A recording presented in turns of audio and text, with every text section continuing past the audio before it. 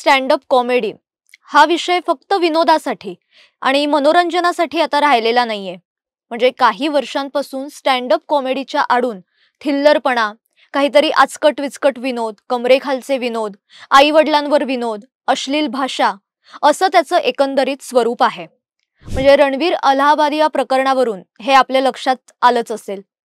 Stand up comedy हा विनोदाचा एक प्रभावी प्रकार असला तरी त्याचा वापर अराजकता पसरवण्यासाठी हल्ली केला जातोय आणि अशी अनेक उदाहरणे आहेत ती समोर येत आहेत. म्हणजे स्टँड अप कॉमेडीमध्ये राजकीय लोकांवर, नेत्यांवर विनोद केलेच जातात. त्यातलंच एक महत्त्वाचं प्रकरण म्हणजे कुणाल कामरा. आता काही जण म्हणतील आपल्या देशात अभिव्यक्ती स्वातंत्र्य आहे, ज्याला जे वाटतं तो ते बोलू शकतो. पण अभिव्यक्ती स्वातंत्र्याच्या नावाखाली अराजकता पसरवण्याचा हा प्रकार आहे. कामराच्या विनोदाचं स्वरूप केवळ राजकीय व्यंगापुरतं मर्यादित नसून तो सातत्याने एका विशिष्ट अराजकतावादी नॅरेटिव्ह पुढे रेटतोय आणि हे त्याने केलेल्या आधीच्या टीकेतून सुद्धा लक्षात येतं. तो केवळ सरकार विरोधी वक्तव्य करत नाही, तर समाजात द्वेष आणि अस्थिरता निर्माण करण्याचा प्रयत्न करतो. कामराच्या विनोदाची पद्धत आणि त्याच्या कृती ठराविक राजकीय विचारसरणी पुढे नेण्यासाठी वापरल्या जातात. खरं म्हणजे कुणाल कामरा आणि वाद हे एक समीकरण आहे. आता अनेकांना प्रश्न पडेल की कुणाल कामरा नेमका कोण आहे आणि आत्ताच तो इतका चर्चेत का आला, किंवा याआधी त्याने अशा नेमक्या काय टीका केल्या आहेत. हेच सगळं आजच्या भागातून जाणून घेणार आहोत. नमस्कार, मी बागेश्री पारनेरकर DG9 कट्ट्यावर सगळ्यांचं मनापासून स्वागत करते. कुणाल कामरा हा एक स्टँड अप कॉमेडियन आहे. जाहिरात क्षेत्रात 11 वर्ष काम केल्यानंतर कुणाल कामरा स्टँड अप कडे वळला. 2017 मध्ये त्याने रमित वर्माच्या साथीनं एक पॉडकास्ट सुरू केला होता आणि या पॉडकास्टमध्ये कुणाल कामरा सामाजिक कार्यकर्ते, राजकीय नेते तसंच प्रसिद्ध व्यक्तींची अनौपचारिक मुलाखत घ्यायचा. त्यानंतर तो स्टँड अप कॉमेडी करायला लागला. त्यानंतर वाद आणि कुणाल कामरा असं समीकरणच तयार होऊन बसलं. सोशल मीडियावरच्या त्याच्या काही पोस्टमुळे अनेक वाद झाले. मुस्लिम, शीख आणि मदर तेरेसा यांच्यावरच्या काही पोस्ट होत्या, त्यामुळे कुणाल कामराला त्याचं एक्स अकाउंट म्हणजे त्यावेळेसचं ट्विटर अकाउंट डिलीट करावं लागलं आणि मुंबईतलं घर सुद्धा सोडावं लागलं होतं. 2019 मध्ये त्याला त्याचे 2 शो सुद्धा रद्द करावे लागले होते, कारण त्याला धमक्या मिळाल्या होत्या. कुणाल कामरा हा कायमच मोदींच्या विरोधात टीका करताना दिसतो, त्यामुळे तो एका विशिष्ट पक्षाचा अजेंडा चालवत असल्याचा आरोप त्याच्यावर सातत्याने होतो. दरम्यान 2019 मध्ये भाजपला लोकसभा निवडणुकीत जो विजय मिळाला होता त्यावरून सुद्धा त्याने भाजपची खिल्ली उडवली होती. तसंच पंतप्रधान नरेंद्र मोदी, अमित शहा आणि मुकेश अंबानी यांची खिल्ली उडवली होती. कुणाल कामरा हा एक सवयीचा गुन्हेगार किंवा त्याला आपण एक हॅबिच्युअल ऑफेंडर असं म्हणू शकतो, कारण तो वारंवार जाणून बुजून वादग्रस्त वक्तव्य आणि कृती करतो, जेणेकरून त्याला प्रसिद्धी मिळवता येईल, त्याच्याकडे सगळ्यांचं लक्ष जाईल. त्याच्या कॉमेडीमध्ये विनोदाच्या नावाखाली राजकीय चिथावणी आणि द्वेष यांचा समावेश असतो. कुणाल कामराचे जर आधीचे काही शो पाहिले तर आपल्या शो मधून आणि भाषणांमधून संघ व्यवस्थेला सातत्याने तो लक्ष्य करतो. मात्र आजवर कोणत्याही संघ पदाधिकाऱ्याने त्याची साधी दखलही घेतली नाहीये. त्यांच्या दृष्टीने कुणाल कामरा हा कोणीच नाहीये. कुणाल कामरा आणि पत्रकार अर्णव गोस्वामी एकाच विमानातून एकदा प्रवास करत होते.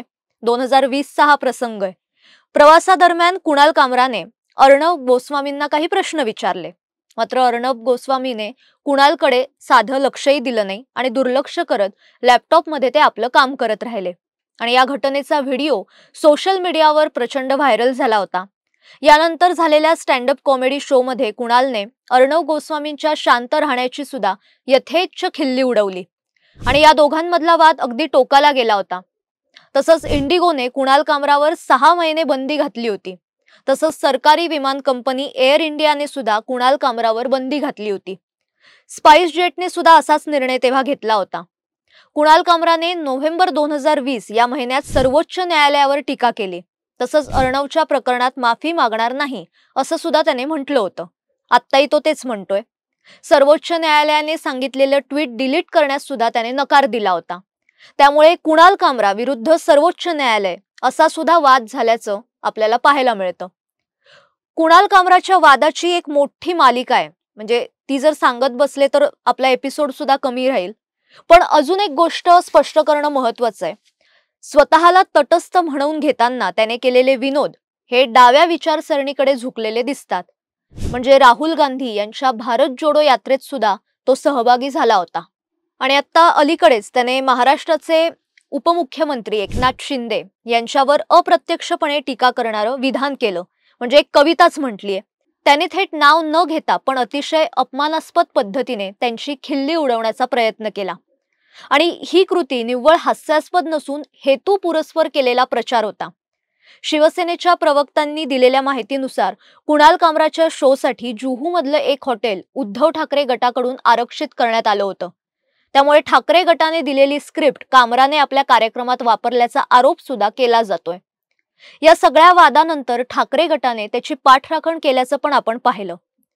राजकारणात जर आपण विचार केला तर कोणतीही घटना ही योगायोगाने किंवा अचानक घडत नसते, तर नियोजनबद्ध पद्धतीने राजकारणात घटना घडत असतात किंवा त्या घडवल्या जातात. कुणाल कामरा याने याआधी सुद्धा अशा पद्धतीने कवितेतून पंतप्रधान नरेंद्र मोदी किंवा निर्मला सीतारामन, देवेंद्र फडणवीस यांच्यावर टीका केलीये. पण आत्ताच एकनाथ शिंदे यांच्यावर टीका करण्याचं काय कारण आहे? म्हणजे नीट विचार केला तर लक्षात येईल की दिशा सालियन प्रकरण चर्चेत आलं आणि आदित्य ठाकरे यांच्या अडचणीत वाढ होत होती. या प्रकरणावरून लक्ष विचलित करण्यासाठी किंवा दुसरीकडे वळवण्यासाठी कुणाल कामराला या कामाला लावलं. कारण एकनाथ शिंदेंवर आत्ता टीका करण्यासारखं असं फार मोठं काहीही नव्हतं. आणि हे मत अनेक राजकीय विश्लेषकांनी सुद्धा व्यक्त केलंय. एकनाथ शिंदे यांच्यावरच्या कवितेनंतर अनेक वादंग झाले आणि मी माफी मागणार नाही असं सुद्धा कामराने जाहीर केलं. एवढंच नाही तर हातात संविधानाची प्रत घेऊन एक पोस्ट सुद्धा त्याने टाकली होती. म्हणजे कामरासह अनेक वोक, लिबरल आणि डाव्या विचारसरणीचे लोक संविधानाचा वापर केवळ स्वतःच्या अडचणीच्या वेळीच करताना दिसतात. मध्यंतरी राहुल गांधींनी सुद्धा हा प्रयोग केलेला होता. एका छोट्याशा हॉटेलमध्ये सादर झालेल्या एका गाण्यावर एवढा मोठा वाद निर्माण होतो तेव्हा त्यामागे एक मोठी यंत्रणा कार्यरत असल्याचं स्पष्ट होतं. या संपूर्ण घडामोडीत कुणाल कामरा आणि उद्धव ठाकरे गट हे या यंत्रणेचे लाभार्थी असल्याचं पुन्हा एकदा सिद्ध झालंय. स्टँड अप कॉमेडीच्या नावाखाली हल्ली राजकीय अजेंडा राबवला जातो. पण अशा शोला प्रेक्षक म्हणून जाताना आपण डोळस राहणं आता गरजेचं आहे. कारण कुणाल कामरासारख्या एका विशिष्ट राजकीय विचारसरणीने प्रेरित असलेल्या किंवा एक विशिष्ट अजेंडा सेट करणाऱ्या व्यक्तीच्या विनोदावर हसणं आणि तेही पैसे देऊन त्या शोला जाणं आणि हसणं ही लाजिरवाणीच गोष्ट आहे. त्यामुळे अशा शोला जाताना, प्रेक्षक म्हणून जाताना आपण विचार करणं गरजेचं आहे. तुर्तास या भागात मी इथेच थांबते. पण अशाच नवनवीन विषयांसह आपण आपल्या या कट्ट्यावर भेटणार आहोत. त्यामुळे DG9 कट्ट्याला सबस्क्राईब केलं नसेल तर आजच करा. पुन्हा भेटूया. तोपर्यंत स्वतःची काळजी घ्या आणि पाहायला विसरू नका DG9 कट्टा. धन्यवाद.